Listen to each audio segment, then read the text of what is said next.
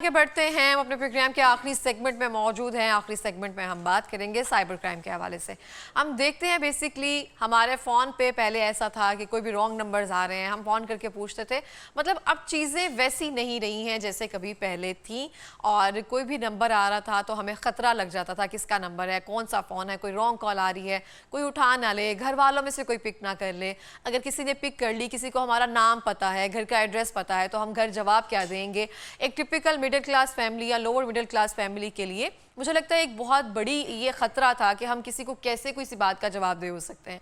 ना कोई बात मानेगा, ना कोई सुनने वाला कोई मौजूद है। इसके अलावा बहुत सारी चीज़ें ऐसी हैं, अब जैसे जैसे हम आगे जाते जा रहे हैं, डिजिटल वर्ल्ड में आते जा रहे हैं, किसी ने हमें किसी भी अननोन नंबर से कोई ऐसी तस्वीर भेज दी है, कोई ऐसी बातें भेज दी हैं जो आपके लिए बेयरेबल नहीं है या जो आपको लगता है कि ऑफेंसिव है, उस पर क्या कानून है, उस पर हम किस तरह से एक्शन ले सकते हैं। अगर खुदा न खास्ता कोई हमें ब्लैकमेल कर रहा है तो उस पर हमें किस तरह से रिएक्ट करना चाहिए, इस हवाले से बात करेंगे। हमारे साथ मौजूद हैं शाहजादा आले इमरान नकवी, माहिर कानून, बिलखसूस साइबर क्राइम के केसेस को डील करते हैं। अस्सलाम वालेकुम। जी वालेकुम सलाम। कैसे हैं आप? जी अल्हम्दुलिल्लाह सब। बहुत बहुत शुक्रिया प्रोग्राम में आने के लिए। सबसे पहले तो मैं आपसे आपके नाम का मतलब जानना चाहूँगी और इसकी थोड़ा सा बैकग्राउंड में जाऊँगी।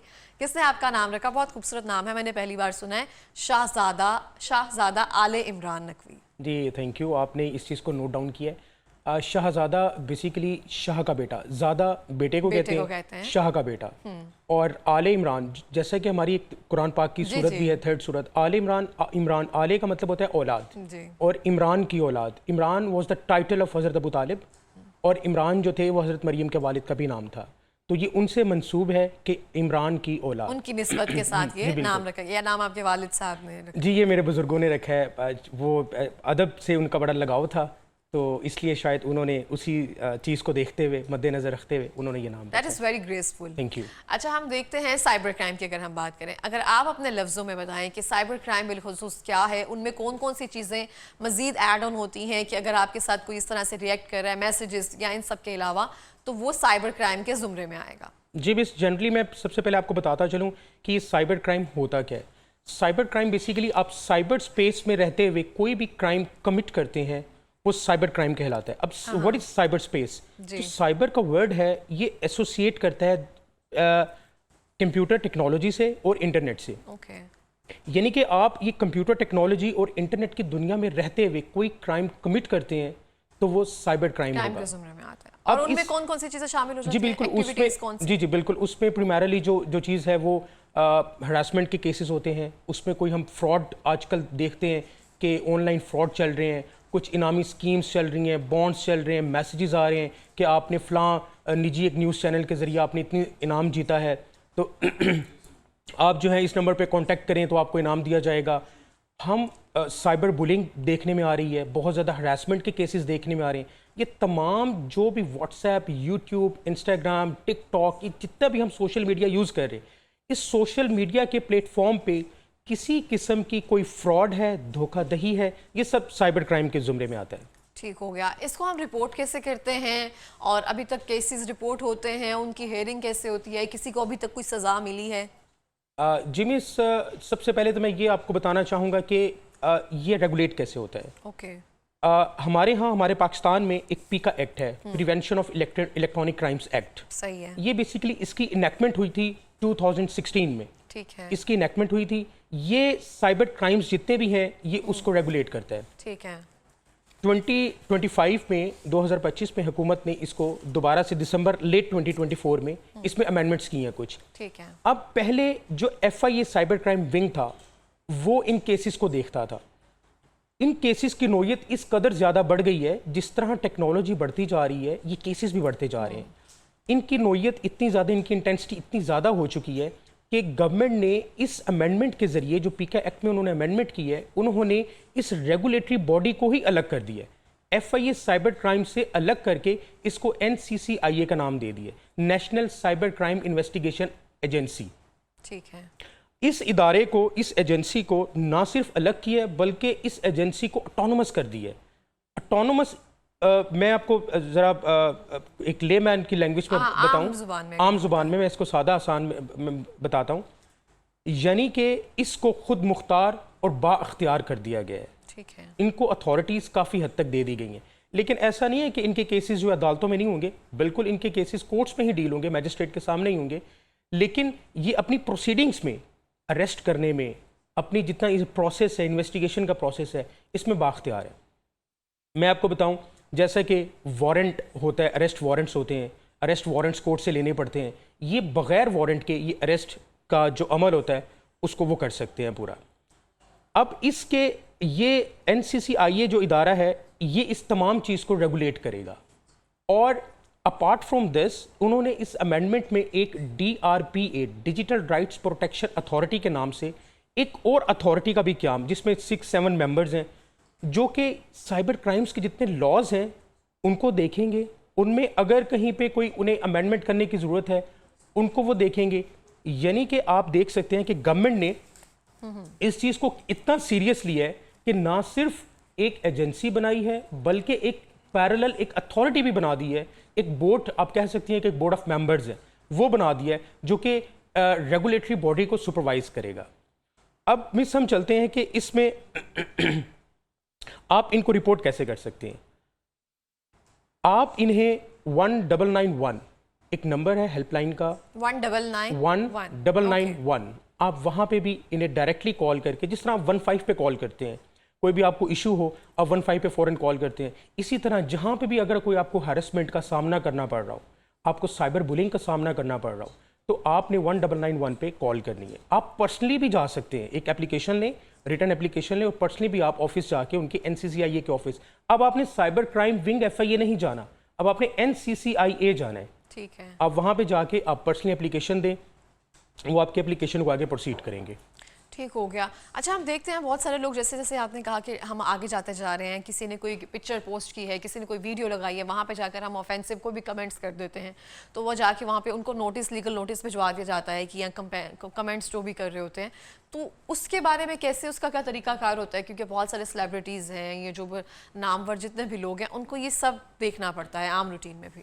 जी मिस, जो साइबर क्राइम्स हैं उनमें ये चीज़ वाकई देखने में आती है, और जो पीका एक्ट है वो इन सब चीज़ों को थ्रेट दे देना या फिर कुछ ना कुछ, जी जो पीका एक्ट है वो इन तमाम चीज़ों को सिक्योर करता है और वो एक रास्ता देता है।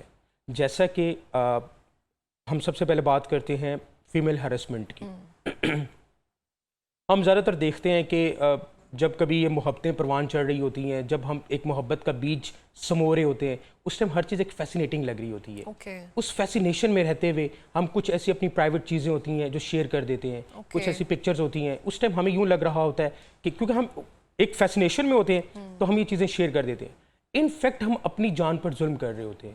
इनफैक्ट हम उस फैसिनेशन में रहते हुए, उस नशे के अंदर रहते हुए हम सब भूल रहे होते हैं कि इसके ग्रेव कॉन्सिक्वेंसेस हो सकते हैं। अब होता क्या है फिर, ग्रेव कॉन्सिक्वेंसेस किस तरह हमारे सामने आते हैं कि जब आपका एक एंडिंग पॉइंट होता है, उस एंडिंग पॉइंट के बाद either in the form of divorce या फिर आप वैसे सेपरेशन की फॉर्म में, फिर क्या होता है, फिर मर्द की तरफ से या औरत की तरफ से, आजकल तो ये केसेस भी देखने में आ रहे हैं कि औरत की तरफ से ज़्यादा हो रहा है कि मेल हरेसमेंट के केसेस भी आ रहे हैं। आपने सुना होगा हनी ट्रैप के केसेस बहुत आते हैं। तो इसी तरह फिर क्या होता है, फिर हम वो जो चीज़ें हमने ड्यूरिंग दैट पीरियड हमने एक दूसरे से शेयर की होती हैं, वो फिर उनकी बेसिस पे आपको ब्लैकमेल करने शुरू हो जाते हैं। तो इस चीज़ से बचने के लिए आपको सबसे ज़्यादा जिस चीज़ की ज़रूरत है कि आप अपनी ये प्राइवेट चीज़ें इनको अपनी ज़ात की हद तक रखें। कोशिश करें कि fascination, time period of fascination में आप कभी भी इस तरह की चीज़ें शेयर मत करें। और अपार्ट फ्रॉम दिस, अगर हम हरासमेंट को देखें तो अगर कोई शख्स किसी को हरास करता है, किसी फीमेल को साइबर हरासमेंट करता है, ब्लैकमेल करता है, तो उसकी सज़ा 3 साल और 1 मिलियन फाइन है, 1 मिलियन रुपीज़ फाइन है। ये हुआ है अभी तक किसी को? ये जी मिस, अगर मैं स्टैटिस्टिकल एग्जीक्यूशन हुई है कोई? जी बिल्कुल, अगर मैं स्टैटिस्टिकल डाटा पे बात करूं तो मैं पिछले सालों में तो नहीं जाऊंगा, मैं आपको 2024 की बात करता हूं। ऑलमोस्ट 1854 कंप्लेंट्स हरेसमेंट की रिपोर्ट हुई हैं। लेकिन उनमें से 59 केसेस रजिस्टर हुए और 46 अरेस्ट को अमल में लाया गया। 46 लोगों को अरेस्ट किया गया, 59 केसेस रजिस्टर हुए और 1854 जो है कंप्लेंट्स हुई हैं। अब ऐसा क्यों है? कंप्लेंट्स करने में तो हम फौरन कंप्लेंट्स कर देते हैं। देखिए ना, कंप्लेंट्स 1854 हम परस्यूट क्यों नहीं करते? Due to societal norms, due to societal pressure, हमारी जो सोसाइटी है पेट्रियार्कल सोसाइटी है, नो डाउट। हम क्या करते हैं, हम अपनी इज्जत और बाइस शर्मिंदगी को जहन में रखते हुए उसको परसू नहीं करते। मेरी आपके चैनल की वसातत से ये रिक्वेस्ट है कि हमें बाइस शर्मिंदगी और इज्जत को साइड पे रखना चाहिए। ये बाइस शर्मिंदगी और इज्जत उस वक्त ज़्यादा बढ़ जाती है जब मुजरिम का जुर्म बढ़ जाता है। क्योंकि अगर आप किसी के लिए कोई एग्जाम्पल नहीं सेट करेंगे, जब तक आप इसको बार्स के पीछे नहीं लेकर जाएंगे, फिर ये जो है मुझे लगता है हम खुद परवान चढ़ा रहे होते हैं किसी भी चीज़ को, तो हमें स्टैंड लेने की ज़रूरत है। अच्छा, हम देखते हैं मुहर्रमुल हराम के दिनों में अभी बहुत ज़्यादा लोग, हर किसी का एक अपना तरीकाकार होता है, हम चाहे किसी भी फिरके से ताल्लुक़ रखते हैं, एक रिस्पेक्ट जो है, म्यूचुअल रिस्पेक्ट जो है वो बहुत ज़रूरी है किसी भी मज़हब के लिए।